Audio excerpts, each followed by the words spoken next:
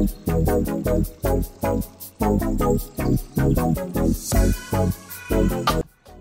Friends, ಎಲ್ರಿಗೂ ನಮಸ್ಕಾರ.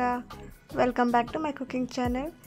ಇವತ್ತು ಸಿಂಪಲ್ಲಾಗಿ ಹಾಗೆ ಟೇಸ್ಟಿಯಾಗಿ ಪನ್ನೀರ್ ರೋಲ್ನ ಹೇಗೆ ಮಾಡ್ಕೊಳ್ಳೋದು ಅಂತ ನೋಡೋಣ.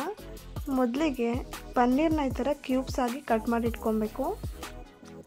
ನೆಕ್ಸ್ಟು ಒಂದು ಮಿಕ್ಸಿಂಗ್ ಬೌಲ್ನ ತಗೊಂಡು ಒಂದು ಅರ್ಧ ಕಪ್ ಆಗುವಷ್ಟು ಮೊಸರು, ಹಾಗೆ ಧನಿಯಾ ಪೌಡರ್, ರೆಡ್ ಚಿಲ್ಲಿ ಪೌಡರ್, ಜೀರಾ ಪೌಡರ್, ಗರಂ ಮಸಾಲ, ಹಾಗೆ ಟರ್ಮರಿಕ್ ಪೌಡರ್, ಸ್ವಲ್ಪ ಕಸ್ತೂರಿ ಮೇಥಿ, ಇದೆಲ್ಲವನ್ನು ಕೂಡ ಮಿಕ್ಸಿಂಗ್ ಬೌಲ್ಗೆ ಹಾಕ್ಕೊಂಡು ಸ್ವಲ್ಪ ತಿಕ್ಕಾಗಿ ಕಲಿಸ್ಕೊಬೇಕು. ತುಂಬ ನೀರಾಗಿ ಕಲಿಸ್ಕೊಬಾರ್ದು. ನೋಡಿ, ಹೀಗೆ ಅದಕ್ಕೆ ಕಲಿಸ್ಕೊಬೇಕು. ನೆಕ್ಸ್ಟು ಕಟ್ ಮಾಡಿ ಇಟ್ಕೊಂಡಿರುವಂತಹ ಪನ್ನೀರ್ ಕ್ಯೂಬ್ಸ್ನ ಹಾಕ್ಕೊಂಡು ಸ್ವಲ್ಪ ಸಾಫ್ಟಾಗಿ ಮಿಕ್ಸ್ ಮಾಡ್ಕೊಳ್ಳಿ, ಇಲ್ಲಾಂದರೆ ಪನ್ನೀರು ಕಟ್ಟಾಗಿಬಿಡುತ್ತೆ. ಸೊ ನೆಕ್ಸ್ಟು ರುಚಿಗೆ ತಕ್ಕಷ್ಟು ಉಪ್ಪು, ಹಾಗೆಯೇ ಸ್ವಲ್ಪ ನಿಂಬೆಹಣ್ಣಿನ ರಸ, 1 ಟೇಬಲ್ ಸ್ಪೂನಷ್ಟು ಕುಕ್ಕಿಂಗ್ ಆಯಿಲ್, ಇಷ್ಟನ್ನು ಹಾಕಿ ಇನ್ನೊಮ್ಮೆ ಮಿಕ್ಸ್ ಮಾಡಿ ಒಂದು 10 ನಿಮಿಷ ನಾವು ಇದನ್ನು ನೆನೆಯಕ್ಕೆ ಬಿಟ್ಬಿಡಬೇಕು. ಇವಾಗ 10 ನಿಮಿಷ ಆಗಿದೆ.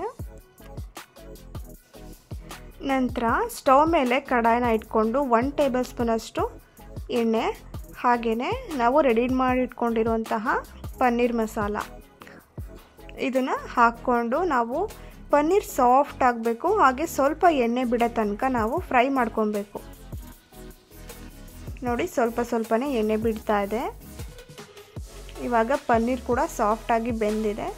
ಇವಾಗ ಕಟ್ ಮಾಡಿರೋಂತಹ ಟೊಮೆಟೊ, ಕ್ಯಾಪ್ಸಿಕಮ್, ಹಾಗೆ ಈರುಳ್ಳಿ ಇಷ್ಟನ್ನು ಹಾಕಿ ಒಂದೇ 1 ನಿಮಿಷ ನಾವು ಫ್ರೈ ಮಾಡ್ಕೊಬೇಕು. ತರಕಾರಿ ಎಲ್ಲ ಸ್ವಲ್ಪ ಕ್ರಂಚಿಯಾಗಿದ್ರೇ ಚೆನ್ನಾಗಿರುತ್ತೆ. ಸೊ ಹಾಗಾಗಿ ತುಂಬ ಜಾಸ್ತಿ ಹೊತ್ತು ಫ್ರೈ ಮಾಡ್ಕೊಳಕ್ಕೆ ಹೋಗ್ಬಿಡಿ.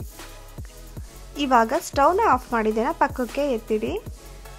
ನೆಕ್ಸ್ಟು ನಾನಿಲ್ಲಿ ಚಪಾತಿನ ರೆಡಿ ಮಾಡಿ ಇಟ್ಕೊಂಡಿದ್ದೀನಿ.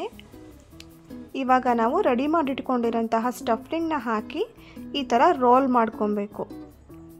ಇಷ್ಟೇ, ತುಂಬ ಸಿಂಪಲ್ಲಾಗಿ ಬೇಗ ಏನಾದರೂ ಮಾಡ್ಕೋಬೇಕು ಅಂದರೆ ಈ ಥರ ಪನ್ನೀರ್ ರೋಲ್ನ ಮಾಡ್ಕೋಬೋದು. ತುಂಬಾ ಚೆನ್ನಾಗಿರುತ್ತೆ ಟೇಸ್ಟು. ನೀವು ಬೇಕಾದರೆ ಸ್ವಲ್ಪ ಸಾಸ್ ಹಾಗೆ ಮಯೋನೀಸ್ನು ಕೂಡ ಹಾಕ್ಕೋಬೋದು.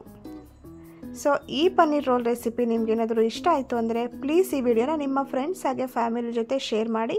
ಹಾಗೆಯೇ ಮರಿದೇನೆ ನನ್ನ ಚಾನಲ್ನ ಸಬ್ಸ್ಕ್ರೈಬ್ ಮಾಡ್ಕೊಳ್ಳಿ. Thank you.